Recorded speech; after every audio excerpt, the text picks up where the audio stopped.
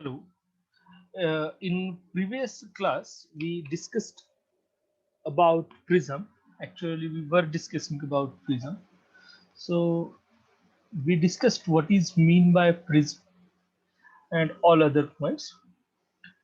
Basically, prism is nothing but a refracting medium here, as I have shown in this diagram. And in this diagram, we just show the triangle or the front face of the prism. Actually, it consists of two triangles and four rectangles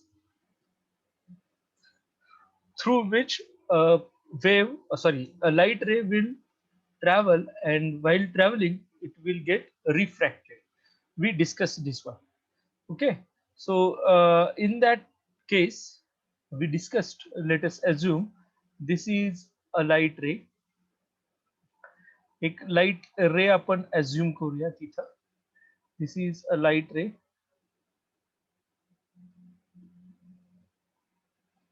Okay, which is traveling or which incidents obliquely. Now it will get refracted through the prism. This means it will bend towards the normal. Suppose this is a normal, and now this light has bent towards the normal. Okay, and nextly it will again, here you will find another normal to this. This one will be the normal on other side.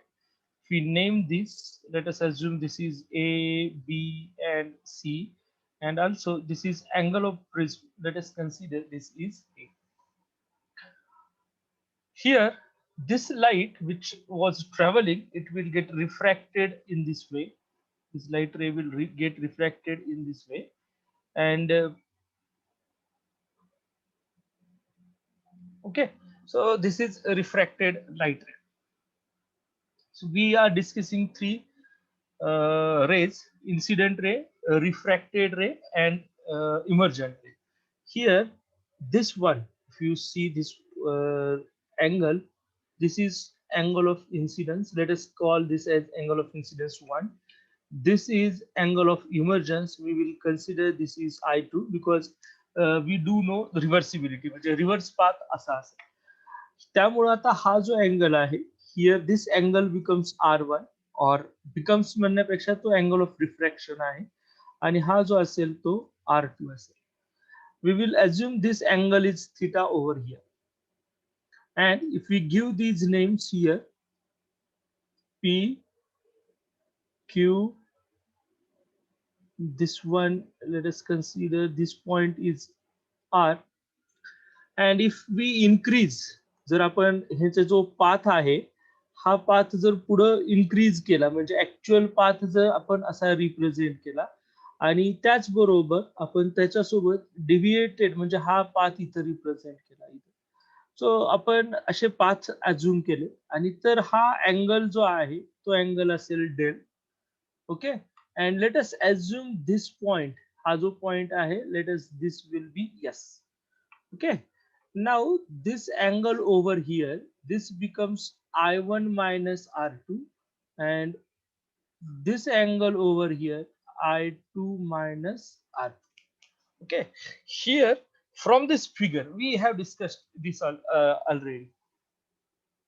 हे points आपण discuss केले. तरी सुद्धा from this diagram, आपण ह्या diagram मध्ये जर व्यवस्थित बघितलं, तर जो ट्रायंगल आहे हियर, तो late us see the triangle. Which triangle? Triangle PQR.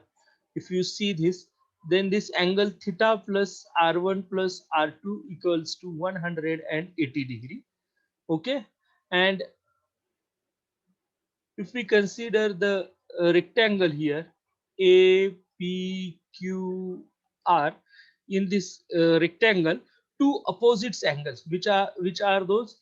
APQ is equal to angle ARQ, which are equal and of 90 degrees, and therefore angle A plus angle theta is equal to 180, degrees.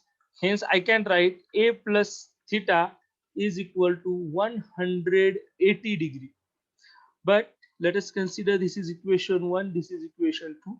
If we compare equation 1 and 2, what we get? A equals to R1 plus R2. This is important one. This equation number 3 is very important because here we got relation between angle of prism and R1, R2, which are the angle of refractions. Okay. Afterwards, if we see the refractive index, that is this mu, which is equal to I1 divided by R1. इथे हे लक्षात ठेवा की हा जो refractive index आहे हा refractive index of prism with respect to air, एअरच्या रिस्पेक्ट मध्ये हा अँगल लिहिला, त्यालाच आपण I2 सॉरी हा बर I2 डिवायडेड बाय R2 असेल. आता आपल्याला स्नेल्स लॉ तर माहिती आहे की स्नेल्स लॉ काय सांगतो, mu is equal to sine I divided by sine R असा आहे. पण मी इथं I1 आणि R1 का लिहिलंय? Because here we assumed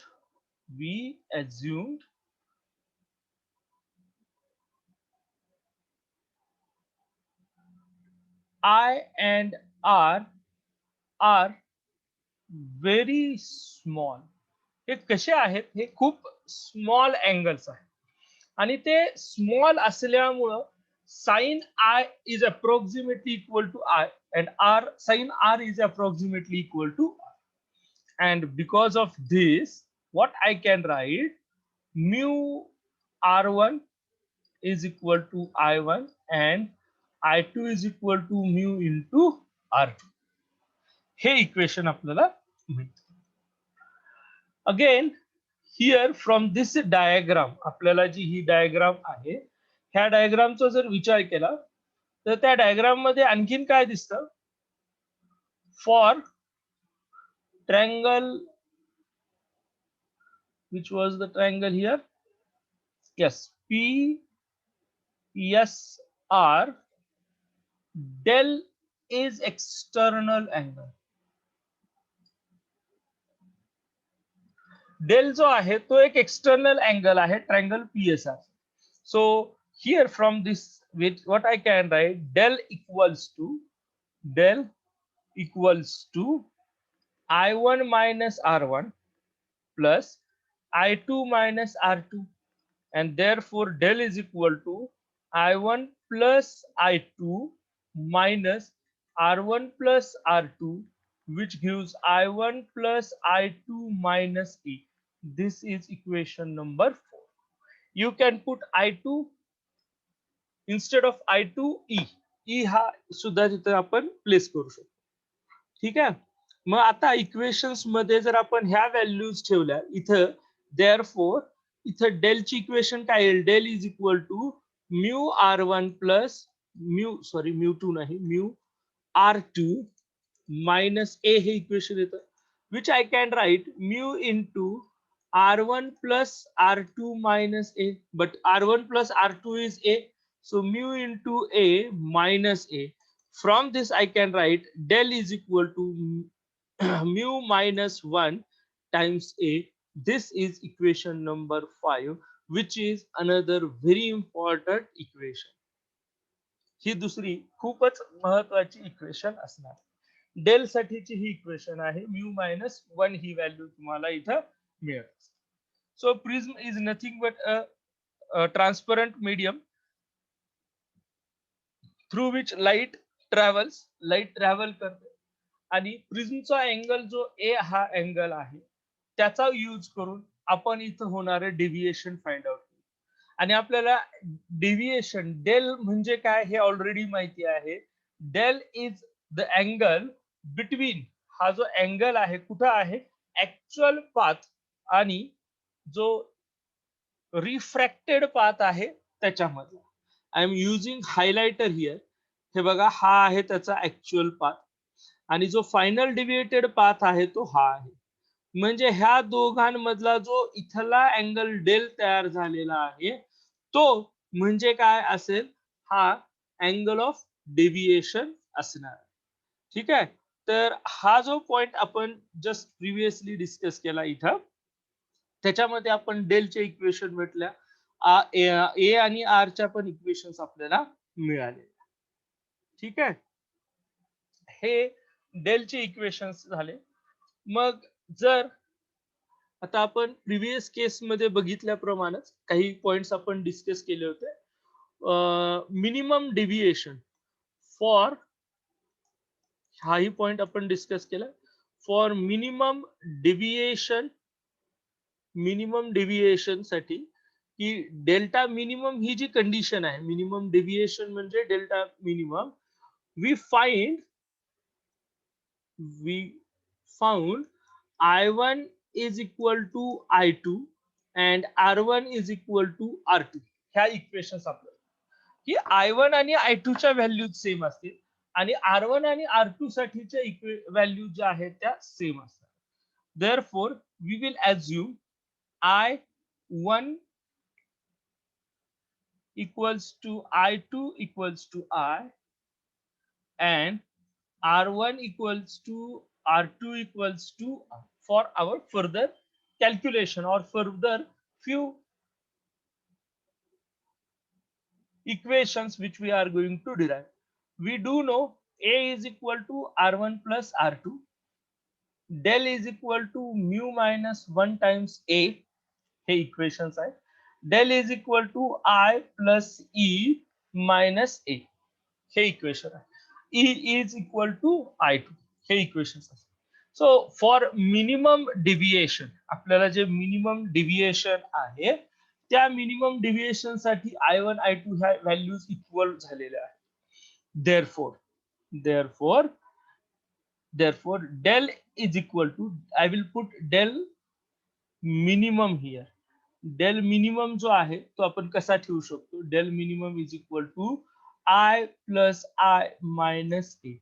Okay, so it becomes 2 times I minus A, and from this I can put I is equal to del minimum plus A total divided by 2. Del minimum plus A total divided by 2. And from equation also we do know A equals to R1 plus R2, which is equal to 2 times R, and hence R is equal to A divided by 2. R G value आहे ती A divided by 2 एवढी येते. Therefore, now what the refractive index will be? जर असं असेल तर refractive index कसा लिहिता येईल?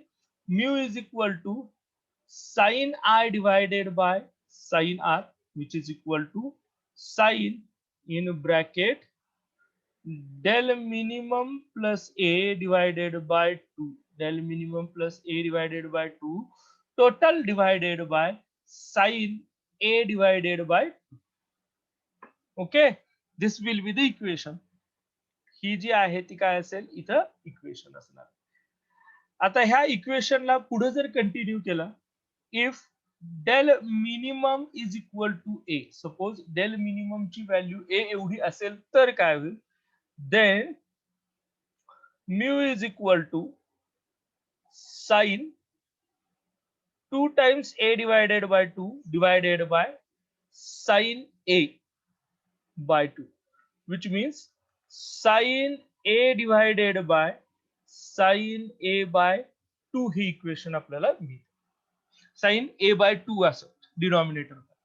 ठीक आहे. मग आता अशा वेळेस आपल्याला एक फॉर्म्युला माहिती आहे. कुठला फॉर्म्युला आहे? तो आहे साइन थिटा साठीचा. Sine theta is equal to 2 times sine theta by 2 into cos theta by 2. That formula we are going to use here. Therefore, mu is equal to 2 times sin A divided by 2 into cos A divided by 2 total divided by sin A divided by 2. If it is so, here sin A by 2, sin A by 2 will gets cancelled, and what we will get, mu is equal to 2 times cos A divided by 2. This is a particular situation when minimum del angle is A by sorry minimum delta angle is a जो आहे हा angle किती आहे delta minimum एवढा असणार. ठीक आहे. Okay. तर ह्या काही पॉइंट्स हे काही पॉइंट्स आपण बघितले. इथपर्यंतचे पॉइंट्स हे आपले झालेलेही होते. ह्या पॉइंट्सच्या नंतर जर सपोज की आपण मिनिमम डेव्हिएशनचा बघितला, जर एखाद्या ठिकाणी नॉर्मल इन्सिडन्स होत असेल तर प्रिझम वरती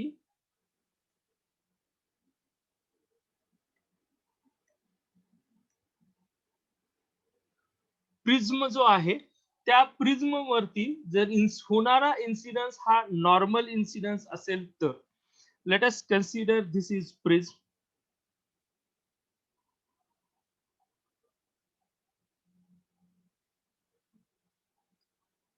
Okay, this is prism, and on this prism a light incidents normally.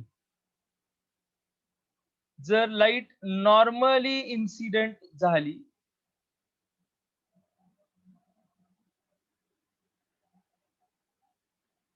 For example like दिस, अशा पद्धतीनं लाईट काय झाली आहे इथं आपण अज्युम करूयात की इथं लाईट इन्सिडेंट झालेली आहे. आता जर ही लाईट अशी इन्सिडेंट झालेली असेल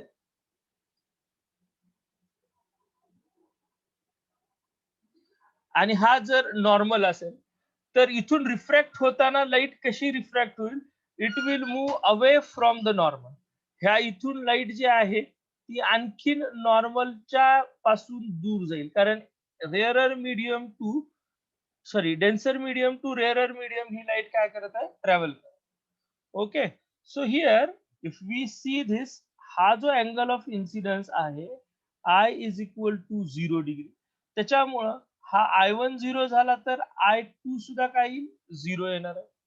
and if it is so, जर I2 I1 R1 जर 0 आहे त्यामुळं हा जो अँगल ऑफ इन्सिडन्स असेल किंवा हा रिफ्रॅक्शन असंही म्हणू शकता, हा R2 आहे and this angle is I2. Okay. हा जो अँगल आहे तो I2 आहे. अशा वेळेस लाईट जी आहे, लाईट ट्रॅव्हल करून कुठं जाणार, तर बाहेर जाते, ही नॉर्मल पासून दूर जाणार असणार. मग आता इथं आपण अँगल ऑफ इन्सिडन्स आपल्याला पॉइंट्स माहिती आहेत की A is equal to R1 plus R2 आहे. पण इथं R1 ची व्हॅल्यू 0 आहे. Therefore A is equal to R2 only. This is equation 1. Nextly deviation जो आहे तो काय आहे I1 plus I2 minus A. So I1 value is 0, I2 as it is, minus A is R2. Therefore, del value is I2 minus R2, which we have described in previous. फक्त refraction मध्ये हा डेव्हिएशनचा angle आपण describe केला होता, तो I2 minus R2 किंवा I minus R असाच असेल. तो इथं सुद्धा आपण रिप्रेझेंट केलेला आहे I आणि R च्या टर्म. ठीक आहे. त्यामुळं आता इथं जे इक्वेशन येणार आहे रिफ्रॅक्टिव्ह इंडेक्सचा, which is mu sine I2 divided by sine R2 हे इक्वेशन असेल. मग आपल्याला हे लिहिता काय येईल, दिस विल बी साइन, फार फार तर आपण इथं ई लिहू शकतो, डिवायडेड बाय हे जे इक्वेशन आहे साइन R2 म्हणजे हे काय असेल साइन ए असेल. जर सपोज एखाद्या ठिकाणी नॉर्मल इन्सिडन्स होत असेल तर एका एज पासून लाईट जी आहे ती स्ट्रेट पाथ मध्ये फॉरवर्ड मूव्ह होईल आणि दुसरीकडे त्याच्यामध्ये काहीतरी रिफ्रॅक्शन होत आहे, ते रिफ्रॅक्शन आपण किंवा त्याच्यामुळे जो रिफ्रॅक्टिव्ह इंडेक्स इथं आहे तो म्यू आपण इथं रिप्रेझेंट केला.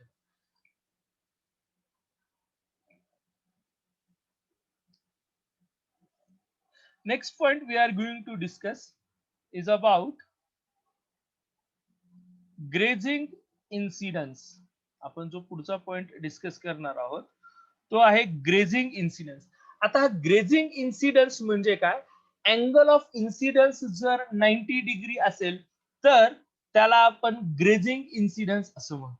अँगल ऑफ इन्सिडन्स जर 90 डिग्री असेल तर त्याला आपण काय म्हणतो, ग्रेजिंग इन्सिडन्स असं.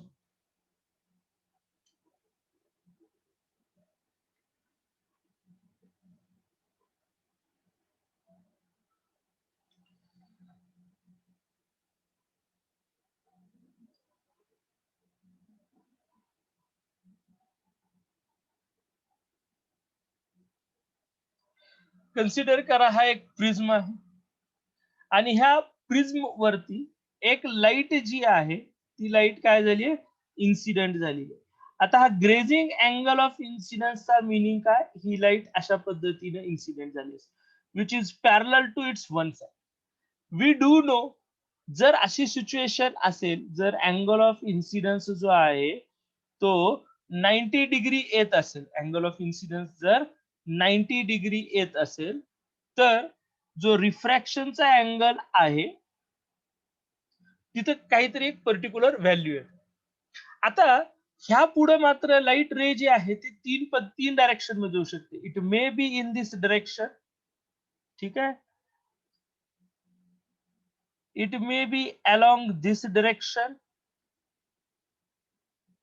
it may be like this. I will call this is light ray 1, this is 2 and this is 3.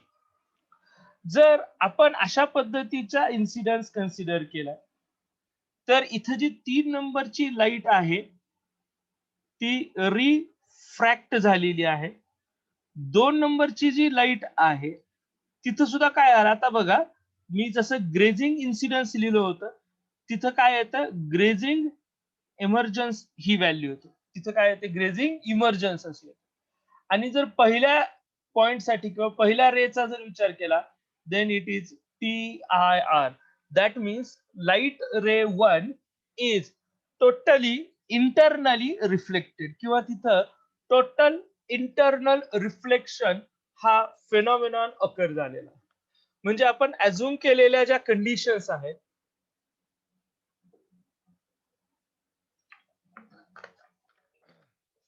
Grazing angle वरती, ह्या बऱ्याचशा ग्रेजिंग अँगल नंतर रिफ्रॅक्शनच्या अँगल वरती ह्या गोष्टी डिपेंड आहेत. गृहीत धरूयात की हा जो दुसरा ब्लॅक कलरचा आहे, ब्लॅक कलरचा जो ड्रॉ केलेला येईल, इट इज अ नॉर्मल. हा जो आहे तो काय आहे, एक नॉर्मल आहे. प्रिझमच्या अपोजिट किंवा दुसऱ्या साइड साठीचा तो नॉर्मल आहे. Okay, so here let us assume this is angle of prism. हा जो आहे हा तर अँगल ऑफ इन्सिडन्स आहे ज्याची की व्हॅल्यू किती आहे, 90 डिग्री आहे. हा अँगल असेल R1, हा इथला अँगल R2 असेल आणि हा जो आहे तो एमर्जन्स म्हणजेच I2 असा अँगल. तर इथं तुमच्या आता आपल्या असं लक्षात येतं की here I1 is equal to 90 degree and R1 is equal to R1 is equal to C. Now what is C? This C means critical angle of incidence. Critical angle of material of prism. प्रिझमचं जे material आहे, इथं me for लिहितो, प्रिझमचे जे material आहे त्या मटेरियलसाठी हा एक अँगल असेल ज्याला आपण क्रिटिकल अँगल असं म्हणतो. ज्याला आपण काय म्हणतोय, क्रिटिकल अँगल असं म्हणतो. I1 is equal to 90, R1 is C, कारण तो क्रिटिकल अँगल आहेच. जर सपोज आपण इथे कंडिशन घेऊयात, if R1 is equal to R2 असेल तर, म्हणजेच मिनिमम डेव्हिएशन जर होत असेल तर विच इज इक्वल टू आता बघा आपण जर R1 is equal to R2 घेतलं तर हे मिनिमम डेव्हिएशनची कंडिशन येते आणि I1 is equal to I2 येतं. म्हणजे 90 डिग्री ही I2 ची व्हॅल्यू येते आणि I2 ची व्हॅल्यू जर 90 डिग्री येत असेल तर तो ग्रेजिंग इमर्जन्स असणार आहे. इथं रे 2 ची कंडिशन सॅटिस्फाय. हे जर सपोज C असा असेल, ओके, तर आपल्या लक्षात काय येतं, then A is equal to R1 plus R2 is equal to 2 times C. काय येतं इथं, R1 plus R2 is equal to 2 times C ही व्हॅल्यू येते. ऑब्व्हियसली हे बरोबर आहे की R1 प्लस R2 आपल्याला माहिती आहे की A ची व्हॅल्यू आहे ती 2 टाइम्स C येते. और I can say C is equal to A divided by 2. C ची जी व्हॅल्यू आहे ती काय येते ए डिवायडेड बाय 2 अशी येते. जर मग आपण ह्या कंडिशनचा जर विचार केला तर रिफ्रॅक्टिव्ह इंडेक्स काय येतो? आता बघा इथं sine I1 divided by sine R1. So sine I1 ही व्हॅल्यू किती आहे 90 डिग्री आहे डिवायडेड बाय साइन R1 ही जी व्हॅल्यू आहे ती व्हॅल्यू सी एवढी आहे. ती व्हॅल्यू किती आहे सी एवढी आहे. Therefore mu is equal to sine 90 ची व्हॅल्यू 1 डिवायडेड बाय मी इथं काय लिहू शकतो साइन ए डिवायडेड बाय 2 कारण सी ची व्हॅल्यू ए बाय 2 आहे. And hence mu is equal to cosec A divided by 2 अशी व्हॅल्यू लिहिता येते. म्यू ची व्हॅल्यू मला काय किती लिहिता येईल कोसेक ए डिवायडेड बाय 2 अशी लिहिता येते. आणि हे कुणासाठी असेल हा जो फॉर्म्युला आहे किंवा ही जी सिच्युएशन येते ती ग्रेझिंग इमर्जन्स लक्षात ठेवा इन्सिडन्स नाही इमर्जन्स साठी. म्हणजे आपण इथे ज्या 3 कंडिशन्स सांगितलेल्या आहेत त्या 3 कंडिशन्स जर आपण पाहिल्या तर त्या तिन्ही कंडिशन्स मध्ये आपल्याला काय लक्षात येतं की सपोज रे 1 जो आहे इथं लाईट रे टोटल इंटरनली रिफ्लेक्ट होते. टोटली इंटरनली काय होत आहे रिफ्लेक्ट होत आहे. ह्याचा अर्थ रिफ्लेक्ट होत आहे की जो क्रिटिकल अँगल आहे त्याच्यापेक्षा जो इन्सिडन्सचा अँगल आहे तो कसा असला इन्सिडन्स बद्दल बोलतोय तो कसा असेल मोठा असणार आहे. तर लाईट रे जी आहे लाईट रे पहिली केस जी आहे इथं काय होत आहे टोटल इंटरनल रिफ्लेक्शन होत आहे. Here for ray 1 I am talking about this now right now I am talking about this light ray 1. इथं काय होतंय टोटल इंटरनल रिफ्लेक्शन होत असेल ह्याचाच अर्थ काय अँगल आता इथं बघा की ए ची व्हॅल्यू 2 टाइम्स सी अशी आहे. ए ची व्हॅल्यू जी आहे ती काय आहे 2 टाइम्स सी आहे. आणि जर टोटली इंटरनली रिफ्लेक्ट होत असेल तर रिफ्रॅक्टिव्ह इंडेक्स म्हणजे आधी रिफ्रॅक्टिव्ह इंडेक्सच्या आधी आपल्याला काय करावं लागेल A will be greater than 2 times C. Angle of incidence हा 2 टाइम्स सी पेक्षा मोठा असेल त्याच्यामुळे रिफ्रॅक्टिव्ह इंडेक्स जो आहे it is greater than cosec A divided by 2 he value. त्यानंतर रेट 2 चा जर आपण विचार केला इथं ग्रेझिंग इमर्जन्स आहे. लक्षात ठेवा इथं काय आहे ग्रेझिंग इमर्जन्स आहे. जो रे आहे तो पॅरलली जातो एका एजला पॅरलली मी हायलाइट करून दाखवतो इथं. Here light is passing parallelly to this prism. ह्या प्रिझमला ही पॅरलली चाललेली लाईट रे सेकंड आहे.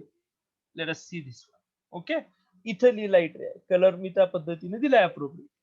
आता ग्रेझिंग असेल तर ह्याचा अर्थ काय आहे की दोन्ही अँगल्स R1 आणि R2 च्या व्हॅल्यूज काय असायला पाहिजेत सी एवढ्या असायला पाहिजेत. म्हणजे basically A is equal to 2 times C ही इक्वेशन येईल. And for that mu is equal to cosec A by 2. म्यूची जी व्हॅल्यू आहे ती कोसेक ए बाय 2 एवढी यायला पाहिजे इक्वल यायला. आता जो आहे तो आहे लास्ट पॉइंट. त्या पॉइंट मध्ये किंवा लास्ट रे म्हणूया रे नंबर 3. आता ही जी 3 नंबरची लाईट रे आहे ती काय झाली आहे इट हॅज रिफ्रॅक्टेड. 3 नंबरची जी लाईट रे आहे ती काय झालेली आहे रिफ्रॅक्ट झाली आहे अदर एंड पासून दुसऱ्या एंड पासून ती कशी झाली आहे रिफ्रॅक्ट झालेली आहे. मग आता ही जर रिफ्रॅक्ट झालेली असेल दुसऱ्या एंड पासून तर इथं हा जो म्हणजे इथं टोटल इंटरनल रिफ्लेक्शन होत नाही. ह्याचा अर्थ अँगल ऑफ प्रिझम जो आहे तो ह्या R1 प्लस R2 पेक्षा लहान असायला पाहिजे. A must be less than 2 times C and therefore mu is less than cosec A divided by cosec A divided by 2 पेक्षा म्यूची व्हॅल्यू कशी असायला पाहिजे कमी. So here we discussed grazing incidence. Because of grazing incidence 3 situations may occur. ह्या 3 situations ज्या आहेत त्या पुढील प्रमाणे आहेत. रे 1, रे 2 अँड रे 3. रे 1 मध्ये लाईट जी आहे ती प्रिझम ज्या साइडनं लाईट एंटर करते त्याच्या दुसऱ्या एंडला जी एंडचा जो सरफेस आहे त्या एंडला लाईट टोटल इंटरनल रिफ्लेक्ट होते आणि प्रिझमच्या आतमधल्याच बाजूला जाते. सेकंड केस मध्ये इमर्जन्स जो आहे तो ग्रेझिंग आहे, म्हणजे अदर साइडला इमर्ज होण्याचा जो साइड आहे तिथून ती पॅरलली बाहेर पडत आहे. आणि तिसरी सिच्युएशन आहे ती लाईट रे, जसं की डायग्राम मध्ये ऑलरेडी सांगितलंय, ती रिफ्रॅक्ट होऊन बाहेर पडत आहे काही सर्टन अँगल वरून. तर ह्या सिच्युएशन साठी आपण पहिल्यांदा ही कंडिशन अज्युम केली की सपोज R1 आणि R2 हे इक्वल आहेत, पण R1 ची व्हॅल्यू कशी असायला पाहिजे, क्रिटिकल अँगल सारखी असली पाहिजे. बरोबर आहे. कारण काय, जो लाईट रे ज्या पाथनं प्रिझम मधून ट्रॅव्हल करतो त्याच पाथनं तो काय होतो, रिफ्लेक्ट सुद्धा होतो. आणि तो जो रिफ्लेक्ट होणारा पाथ आहे त्याच्यासाठी आपण angle of incidence and refraction, angle of incidence and refraction हे जे पॉइंट्स आहेत हे एकमेकांचे इंटरचेंज करून घेऊ शकतो आणि त्या पद्धतीने ते इक्वेशन तिथे लिहिलं. तर म्यू ची जी व्हॅल्यू आहे ती किती येते, कोसेक A/2 अशी येते. मग आता त्या ज्या ह्या 3 रेच्या कंडिशन्स आहेत हे A/2 ची जी व्हॅल्यू आहे त्याच्यावरती ह्या गोष्टी डिपेंड करतात. जर सपोज ए ची जी व्हॅल्यू आहे ती 2 टाइम्स सी पेक्षा जर समजा मोठी असेल म्हणजे तिथं टोटल इंटरनल रिफ्लेक्शन होईल. जर ती व्हॅल्यू इक्वल असेल तर इमर्ज होणारी लाईट रे जी आहे ती ग्रेझिंग इमर्जन्स रिप्रेझेंट करेल. आणि तिसऱ्या ज्यावेळेस हा जो अँगल ऑफ प्रिझम आहे त्या ठिकाणी अँगल ऑफ प्रिझमच्या वेळेस सॉरी अँगल ऑफ प्रिझमच्या वेळेस ही व्हॅल्यू 2 टाइम्स सी पेक्षा कमी असावी. ओके. तर हे आपण ग्रेझिंग इन्सिडेंट्सच्या बाबतीतले पॉइंट्स डिस्कस केले. आतापर्यंतचे पॉइंट्स बघितल्यानंतर हा जो कंडिशन फॉर ग्रेझिंग आपण हा पॉइंट डिस्कस करणार. कंडिशन फॉर ग्रेझिंग मीन्स आता जे आपण बघितलं की लाईट रे जी ट्रॅव्हल करत आहे ती लाईट रे कशी ट्रॅव्हल करत होती, ग्रेझिंग म्हणजे ती सरफेसला पॅरलली ट्रॅव्हल करत होती. आणि त्याचबरोबर हे जे आहे ते ग्रेझिंग मध्ये आपण एमर्जन्सचा पॉइंट डिस्कस करणार. So here condition for grazing emergence, grazing इमर्जन्सचा जो पॉइंट आहे तो आपण आधी डिस्कस करूयात. इमर्जन्स जो आहे तो ग्रेझिंग इमर्जन्स. त्याच्यासाठी आपल्याला जे पॉइंट्स आहेत ते प्रिव्हियसली आपण डायग्राम मध्ये तर ऑलरेडी सगळे पॉइंट्स बघितलेलेच आहेत. ग्रेझिंग कंडिशन म्हणजे काय हाही पॉइंट आपण डिस्कस केलाय की ग्रेझिंगच्या कंडिशन मध्ये हा समजा प्रिझम असेल आपला, हा आपला प्रिझम आहे.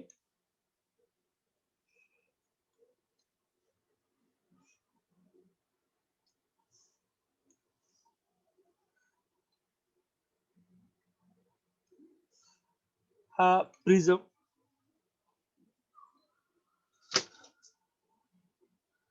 आणि ह्या प्रिझम वरून ह्या प्रिझम पासून लाईट रे जी आहे आपल्याला ग्रेझिंग इमर्जन्स हा पॉइंट बघायचा.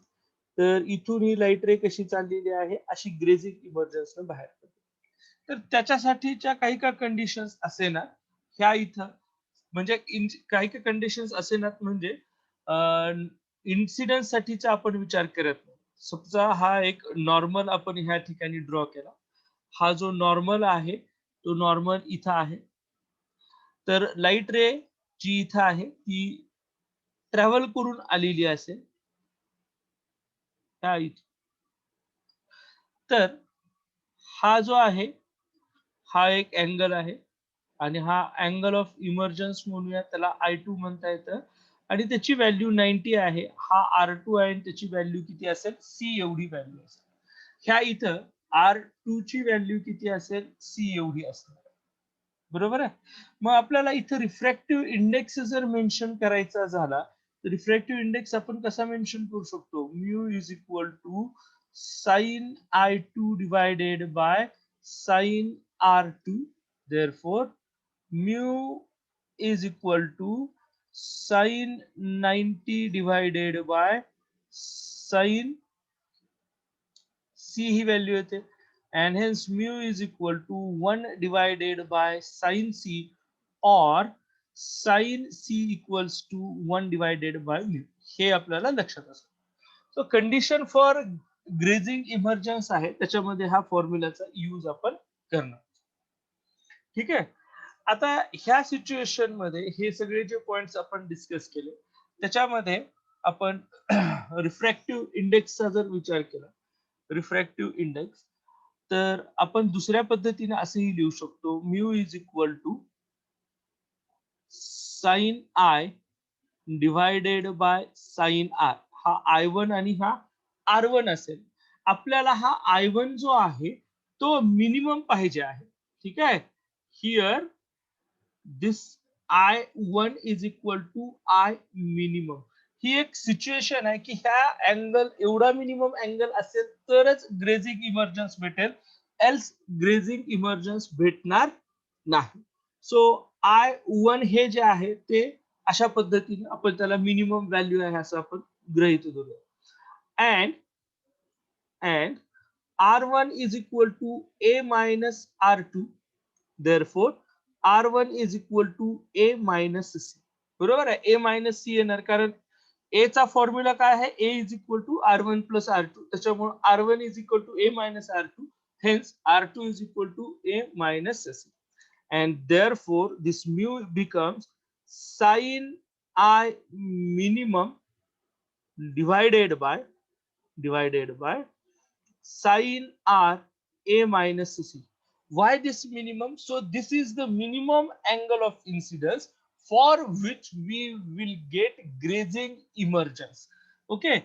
Otherwise we cannot get that grazing emergence. त्याच्याशिवाय आपल्याला तो grazing emergence मिळणार नाही, भेटणार नाही. ओके. मग आता ह्याचा जर विचार केला तर आपण इथं काय लिहू शकतो? Sine I minimum equals to mu times sin A minus C हा फॉर्म्युला येतो. आता ह्या ठिकाणी आपल्याला साइन ए प्लस बी चा फॉर्म्युला माहिती असला पाहिजे. साइन ए प्लस बी जो आहे तो फॉर्म्युला काय आहे? Sine A into cos B minus sine A, sorry it should be B here, sin b into cos a हा फॉर्म्युला असेल. And if we use this formula here, then this sin I minimum is equal to mu times in bracket sin A into cos C minus sin C into cos A हे equation. पण previously आपण बघितलंय की sign C ची value काय आहे? Mu एवढी value आहे. And here sin C is equal to 1 divided by mu and also cos C is equal to under root 1 minus sin square C असे लिहिता येतं. बरोबर आहे. sin square theta plus cos square theta is equal to 1. त्याच्यावरून हा formula आपण इथे mention केला. Therefore, आता इथं जे sign C is equal to 1 by mu आहे त्याचा आपण इथं वापर करू. Sine I minimum is equals to mu times in bracket sin A as it is असेल. cos C च्या ऐवजी आपण काय लिहिणार? in bracket 1 minus sin C square minus sin C साठीची व्हॅल्यू काय? 1 by mu असेल into cos A he value. Similarly आता ह्या साइन स्क्वेअर सी च्या ठिकाणी सुद्धा आपल्याला म्यू ठेवावं लागेल. Therefore sine I minimum is equal to mu in bracket sine A into square root of 1 minus sine C ची व्हॅल्यू काय 1/μ आहे, त्यामुळे 1/μ² minus cos A divided by mu हा असं भेटतो.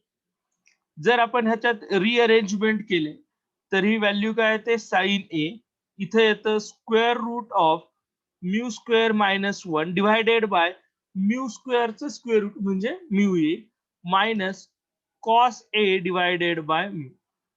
And here if we multiply it mu, then this mu values will get cancelled, and sin I minimum is equal to sin A in bracket under root μ² minus 1 minus cos A he value आपल्याला मिळते. आणि जर आपल्याला I मिनिममचीच value फक्त पाहिजे असेल तर ती व्हॅल्यू आपल्याला I minimum is equal to sine inverse of sine A into square root of mu minus 1 minus cos A अशी व्हॅल्यू मिळेल. This is minimum angle of incidence for which we will get grazing emergence. त्याच्यासाठी आपल्याला काय भेटत असेल, grazing emergence मिळत असेल.